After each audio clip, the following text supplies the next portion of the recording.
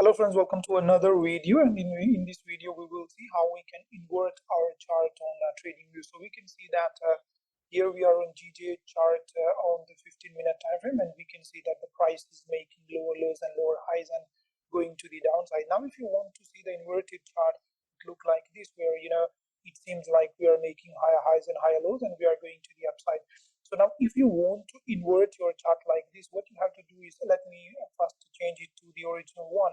So this is the original one. Now if you want to change your chart to invert, basically upside down, what you have to do is you have to press Alt plus I on your keyboard. So on your computer, laptop keyboard, press Alt plus I, and now it will be inverted one. And if you want to make it to original back, again you have to press Alt plus I. So thank you very much for watching the video. We'll see you in another video.